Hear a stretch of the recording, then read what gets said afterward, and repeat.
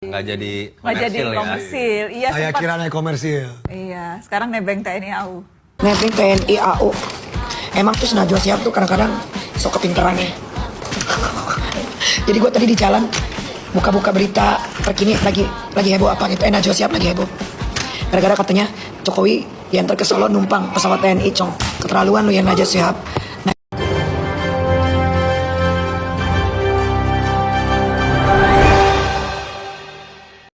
Assalamualaikum warahmatullahi wabarakatuh. Nah, ini lagi viral di sosial media, yaitu Mbak Najwa Shihab ya, diserang oleh pemuja penyembah Mulyono dan buzzer Mulyono menyerang Najwa Shihab ya, sampai ke akun Instagramnya. Gara-gara Mbak Najwa Shihab menyebut ya Jokowi nebeng pesawat TNI Angkatan Udara. Nggak jadi komersil. Iya, Saya kira naik komersil. Iya, sekarang nebeng TNI AU. Enggak nebeng sih, mainnya emang Mengantar langsung. Kalau nebeng kan ada orang yang lagi ke sana. Betul, ini mengantar langsung. Iya, tadinya kan mau naik pesawat komersil ya. Ya. Memang sebelumnya Jokowi mengatakan bahwa akan pulang ke Solo menggunakan pesawat komersil ya, tetapi setelah pelantikan malah pulang dengan pesawat Angkatan Udara dan dikawal oleh banyak banget pesawat tempur ya. Ada kemarin pulang naik pesawat komersil, Pak. Apanya? Pak ke Solo. Tanggal 20. Belum ada kabar berarti. Belum beli tiket. Nah, sehingga ini pun ya menjadi sorotan dari netizen ya. Kok bisa Jokowi pulang diantar oleh pesawat TNI Angkatan Udara padahal sebelumnya berjanji akan pulang menggunakan pesawat komersil. Di sini netizen menyoroti begitu besar anggaran yang harus dibuang untuk mengantarkan mantan seorang presiden. Karena sebelumnya kalau kita lihat di saat Presiden SBY ya, selesai menjalankan tugasnya tidak pernah diantar oleh pesawat tempur seperti ini. Kalian tahu nggak, waktu kemarin Mulyono pulang kampung ke Solo, ia menggunakan pesawat Boeing milik TNI AU dan dikawal oleh sebanyak 8 pesawat jet tempur milik TNI AU. Jadi kalau dari atas langit pemandangannya seperti ini. Jadi ini pesawat Boeing yang ditumpangi oleh Mulyono dan kawan-kawan, dan kalian lihat di sini berderet jet tempur ada 8 mengawal pesawat yang ditumpangi oleh Mulyono. Wah, kalau dilihat dari gambarnya sih keren banget ya. Tapi di balik foto yang sangat keren ini, ternyata ada miliaran uang negara dibakar hanya sekedar untuk mengantar seorang mantan presiden pulang kampung. Menurut informasi yang gue dapat, biaya terbang satu pesawat jet tempur itu sebesar 20.000 euro atau sekitar 349 juta rupiah per jam. Estimasi perjalanan Jakarta-Solo sekitar 1 jam 15 menit. Jadi, satu jet tempur biaya terbangnya sekitar 436 juta. Terus kali 2, PP pulang pergi, ya nggak? Jadi, biaya terbang satu jet tempur PP sekitar 872 juta rupiah. Terus kali 8, jadi sama dengan 6.976 juta rupiah. Uang negara dihabiskan hanya sekedar untuk mengantar pulang Mulyono ke kampungnya. Gua tahu nih, para pendukungnya pasti bilang kayak gini, loh wajar dong, dia kan seorang mantan presiden Indonesia. Kalau sampai menghabiskan miliaran uang negara hanya sekedar untuk mengantar seorang mantan presiden pulang kampung, ya nggak wajar dong. Karena rakyatnya masih banyak yang nggak kebeli beras tuh buat makan. Katanya pemimpin sederhana. Kalau mau contoh tuh mantan Perdana Menteri Belanda. Meskipun dia sudah menjabat sebagai Perdana Menteri selama 14 tahun, tapi pas pulang kampung ya dia pulang kampung aja cuma pakai sepeda doang. Para pendukungnya Mulyono lihat nih, 14 tahun menjabat PM Belanda Mark Rutte tinggalkan kepemimpinan dengan sepeda. Nah ini baru namanya pemimpin sederhana asli tanpa pencitraan. Terus gue yakin nih pasti ada pendukungnya Mulyono yang komen kayak gini, ya mungkin mantan PM Belanda itu rumahnya deket kali jadi bisa pulang naik sepeda doang. Lah bukan itu esensinya. Esensinya adalah gimana seharusnya si Mulyono ini mencontoh kesederhanaannya. Ya tapi mau gimana lagi ya, namanya juga Mulyono, bahkan setelah tidak menjabat pun tetap membebani negara. Kira Angkatan Udara nggak jadi komersil. Iya, Saya kira naik komersil. Iya, sekarang nebeng TNI AU. Enggak nebeng sih, mainnya emang Mengantar langsung. Kalau nebeng kan ada orang yang lagi ke sana. Betul, ini mengantar langsung.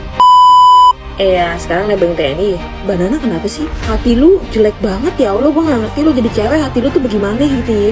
Sampai hari terakhir aja orang lu masih julitin gitu. Kalau lu benci anak ya, lu benci mantunya, ya udah gitu, nggak apa-apa. Kan gara-gara lu juga kan yang bikin mereka jadi dibully tuh sama satu Indonesia. Gara-gara darurat itu udah terlaksana kan apa yang lo lakuin kan? Udah puas kan lo? Orang udah nggak menjabat aja masih aja lo katain nebeng TNI. Maksudnya apa? Benerin hati lo Mbak. Terus jangan sampai anak lo punya celah punya kesalahan nih. Kalau punya kesalahan, abis anak lo dibully satu Indonesia atau nggak gara-gara lo. Gue nggak ngerti gitu maksud kata-kata dia nebeng TNI. Apa sih orang dia nganterin? Kok jadi nebeng? Itu tanda terima kasih Indonesia atau enggak? Dia udah menjabat 10 tahun di Indonesia, udah berjuang mati-matian. Sampai udah kelar aja lo katain nggak lucu. Lo mau ngelucu? Nggak lucu, sumpah. Terbuka untuk kepada yang terhormat Mbak Nana Shihab. Ini video untuk Mbak Nana. Mbak Nana adalah salah satu pembawa acara, salah satu orang yang memiliki acara di TV yang sering sekali saya tonton. Mau dari TV, mau dari YouTube, mau dari TikTok, itu selalu saya tonton dan tidak pernah saya skip. Bahkan jujur saya sangat mengagung-agungkan pola pikir Mbak Nana, kebijakan Mbak Nana, cara Mbak Nana berbicara. Tapi dengan potongan video yang lumayan panjang, yang lewat di FYP saya, lalu saya tonton, kok saya merasa sepertinya ada sesuatu yang janggal ya dalam diri Mbak Nana. Celetukannya Mbak Nana itu lebih ke bercanda atau sarkas, saya nggak tahu. Tapi kata-kata itu agak kurang elok untuk saya dengar di telinga saya, atau mungkin banyak di masyarakat pun juga terdengarnya kayak kok begini amat gitu. Untungnya presenter yang ada di sampingnya Mbak Nana itu langsung menyangkal omongannya Mbak Nana. Padahal saya tahu betul loh kalau Mbak Nana itu pasti tahu persis kalau Bapak Jokowi itu tidak nebeng dengan TNI. Bapak Jokowi itu dikawal oleh TNI karena selesai masa tugasnya selama 10 tahun Mbak Nana. Dan saya yakin Mbak Nana tahu dan paham akan hal itu. Siapa yang menyakitimu Mbak Nana? Hal apa yang akhirnya membuat Mbak Nana untuk menceletukan hal tersebut setelah Mbak Nana membuat peringatan darurat dengan Garuda Biru tersebut? Dengan beredarnya celetukan Mbak Nana akhir-akhir ini, belakangan ini, kok saya jadi gimana gitu ya? Mungkin bisa saya simpulkan yang darurat itu bukan Garudanya. Jadi bukan peringatan darurat atau bukan peringatan Garuda Biru gitu ya. Mungkin lebih ke darurat untuk Mbak Nana sendiri mungkin. Sing Najwa bilang Pak Jokowi nebeng wis liwat beranda murung alah Najwa Shihab ki cangkeme ora sambok gagas ya kan. Ora ngoco, dhek iki lho ya nebeng urip ning Indonesia. Sukune Nana iki lho dudu suku asli Indonesia. Dhek iki lho numpang urip ning Indonesia yo kan padha ae ngungsi urip rene. Wasya saiki wis WNI. Sukune ki ora tercatat suku asli Indonesia. Kok ora ngoco? Lagian Pak Jokowi ki lho wis berjasa dadi presiden mimpin Indonesia ki 10 tahun purna tugas pomo nebeng pesawat TNI, pesawate sapa ae lho mesti gelem ditebengi ngono lho. Bapak iki lho wong alim ulama, bapak iki wong apik, bapak Najwa, cangkeme Najwa tukang provokasi. Tumpang ngomong iki apa-apa ora gawe utek ngono. Wong pinter ning keblinger. Saiki lek tak arani dhek iki nebeng urip ning Indonesia njajali lara ati apa ora? Kok ora ngoco, dapurane Nana iki lho. Nebeng urip ning Indonesia. Ya nek oleh orang jujur ya. Warga Indonesia sing asli suku Indonesia iki lho. Oke sing uripe kelunto-lunto. Nyapa wong nebeng ke uripe penak men dadi wong sugih ning Indonesia. Wae diusir ae kono. Rusah urip ning Indonesia. Isine provokasi, isine ngelek-ngelek. Dan sekeluarga nebeng urip ning Indonesia, golek pangan ning Indonesia. Dapuran-dapuran orang genah ngaran-ngarani presidenku nebeng ngono nebeng kene. Raine Najwa kuwi nebeng ning Indonesia, golek pangan ning Indonesia kakek cocok provokasi tok. Padahal Mbak Najwa Shihab ini tidak salah ya mengatakan bahwa Jokowi nebeng, karena kata-kata nebeng ini ya sudah dipopulerkan oleh anaknya sendiri yaitu Kaisang di saat dia mengklarifikasi ke KPK masalah gratifikasi private jet ya. Nah, sampai sekarang pun KPK tidak berani mengeluarkan pengumuman atas gratifikasi yang telah Kaisang lakukan. Mengklarifikasi mengenai perjalanan saya di tanggal 18 Agustus ke Amerika Serikat yang numpang atau bahasa bedanya nebeng pesawatnya teman saya. Sehingga ini mengingatkan Mbak Najwa Shihab ya akan gratifikasi yang dilakukan oleh Kaisang melakukan liburan ke Amerika dengan private jet. Jadi bagi mereka yang mengkritik dan menyerang Mbak Najwa Shihab ya bisa dipastikan bisa dibilang adalah mereka adalah fanatik keluarga Mulyono.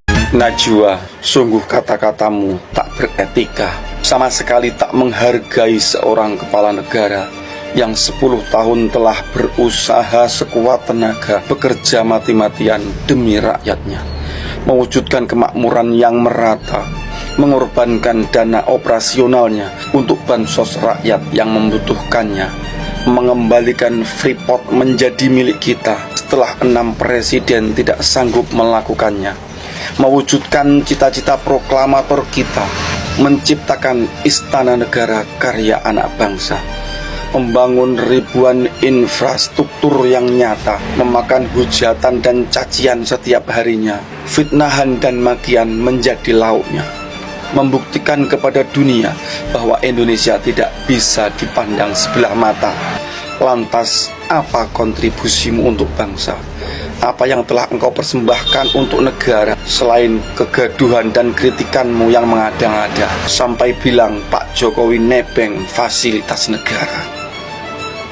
Entah karena benci yang membara, atau pesanan para pembuat berita, atau cari popularitas saja, atau memang tak peka situasi negara yang sedang berduka melepas sang legenda. Semoga nalar jurnalisme kembali tertata, menyampaikan berita secara berimbang dan sesuai fakta. Nah, kalau kita baca ya komentar pemuja Mulyono di sosial media seperti TikTok ya, mereka hanya melihat keberhasilan Mulyono ini ya panggung depannya saja, yaitu dengan mengatakan jasa Pak Jokowi jauh lebih besar untuk bangsa dan negara Republik ini. Udah berapa banyak aset dan kekayaan Indonesia yang dikembalikan dari asing ke NKRI. Jadi yang dia lihat hanya kulitnya saja. Padahal dia sendiri tidak pernah mengatakan berapa banyak utang yang sudah ditinggalkan oleh Jokowi ya di pemerintah Prabowo selanjutnya, hampir mencapai 20.000 triliun kalau ditotalkan dengan hutang BUMN. Sebenarnya realitasnya itu dari apa yang Anda pahami bersama dengan berdebat dengan Menteri Keuangan atas nama Presiden di DPR itu, berapa realitasnya utang kita sebenarnya? Kita menghitung, tadi disebutkan 8 ribuan. 8 ribuan, 8.041, oke. Berapa total jumlah APBN, utang BUMN kita? Itu tadi berkaitan dengan APBN. APBN. Nah, total yang berkaitan dengan BUMN, Januar juga tahu, itu sekitar hampir 8.000 juga. Iya segitu. Hampir 8.000. Jadi 16.000, oke. 16.000. Oke. Terus BPJS. yang berkaitan dengan pensiun ASN TNI Polri, berapa itu? Aktuarianya itu sekitar hampir 4.000. Jadi 20.000. Oke. Ya. Jadi kira-kira gitu. Iya. Itu berapa persen dari total apa postur kita? 100%. 100%. Wow. Sampai pemuja Jokowi ini ya menguraikan begitu banyak prestasi Jokowi. Bahkan dia tidak pernah melihat ya apa yang sudah dilakukan sehingga dia meninggalkan begitu banyak piring kotor buat Prabowo. Benarnya jalan tol itu bukan pemerintah yang buat, jangan lupa ya. Itu dibikin oleh investor, oleh swasta. Jadi jadi mestinya pemerintah tetap fokus ke jalan-jalan non berbayar dan tol. Sampai jalan tol berjalan terus, setuju kita, karena jalan tol tidak ada sulit juga.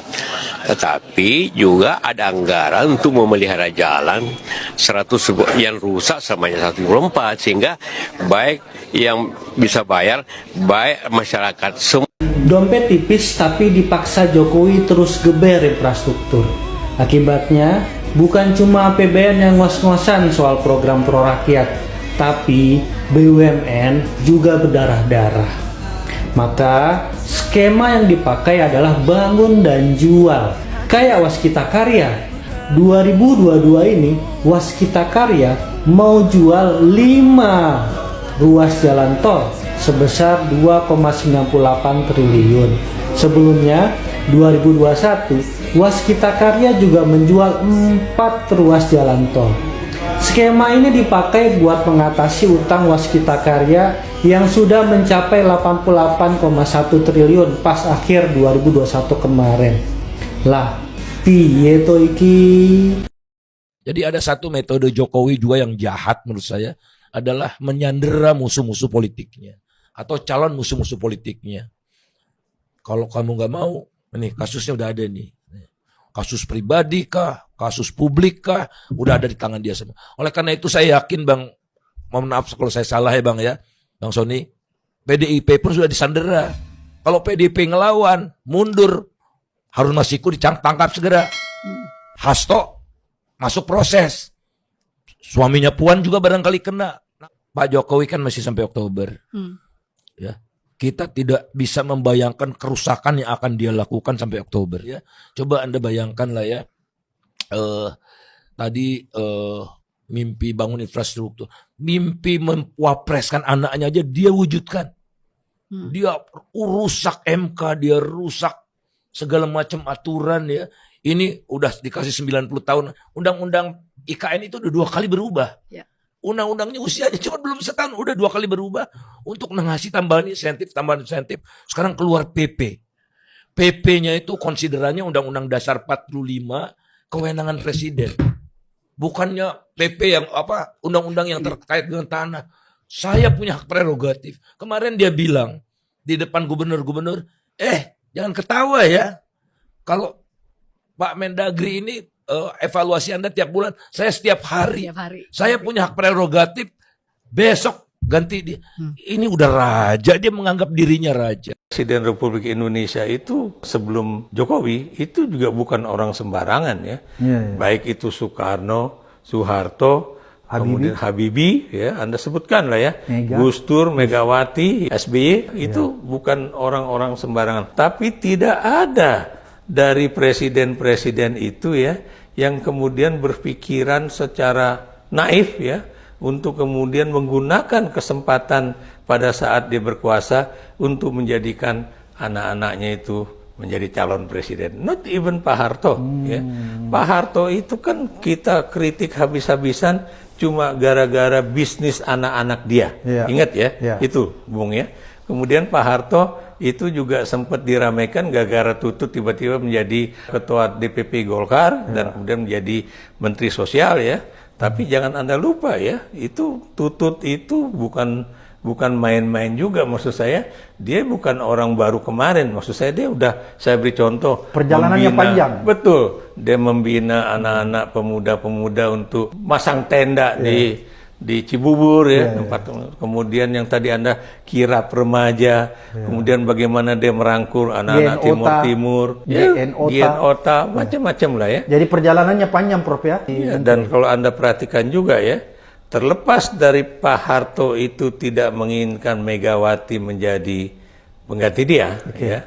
Tapi Anda tahu ya, itu bangunan segitiga ya antara Golkar kemudian PDI dan P3 itu tetap dijaga ya, tetap dijaga walaupun memang dia memang tidak menginginkan misalnya PDIP walaupun suaranya itu lebih tinggi dibandingkan P3 pada pemilu 1987, tapi dia tidak pernah menghancurkan PDIP untuk kemudian tidak bisa maju menjadi peserta pemilu legislatif.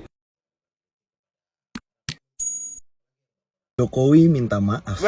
Minta maaf doang. Pak Jokowi, minimal kita salah sama pacar aja harus bawa bunga sama coklat dulu. Ini sama rakyat berharap dimaafin gitu doang. Gue jelaskan, ada 18 alasan untuk tidak memaafkan Jokowi dan referensinya adalah Tempo yang baru merilis 18 dosa Jokowi selama 10 tahun menjadi presiden. Dinasti dan oligarki politik. Kedua, pelemahan institusi demokrasi. Ketiga, TNI di lembaga sipil. 4, konflik Papua yang tak kunjung selesai. Kelima, komersialisasi pendidikan. Keenam, patron klien dalam kepolisian. Ketujuh, politisasi kejaksaan. Kedelapan, pelemahan KPK. 9, gagalnya menuntaskan pelanggaran HAM berat. Ke-10, carut marut dalam mengelola APBN. Ke-11, hilangnya independensi Bank Indonesia. Ke-12, bengkaknya hutang Indonesia. 14, dipaksakannya IKN. Ke-15, gimmick diplomasi luar negeri. 16, konflik agraria yang makin parah. 17, kriminalisasi atas nama proyek strategis nasional. Dan ke-18, kebebasan sipil yang semakin menyempit. Pak Jokowi, gimana? 18 dosa itu aja. Mau minta maaf gimana coba? Gak cukup minta maaf. Mundur kalau memang malu. Dan jangan lupa, banyak nyawa yang hilang karena mengkritik rezim di era Jokowi. Dan bisakah Jokowi mengembalikan nyawa-nyawa ini?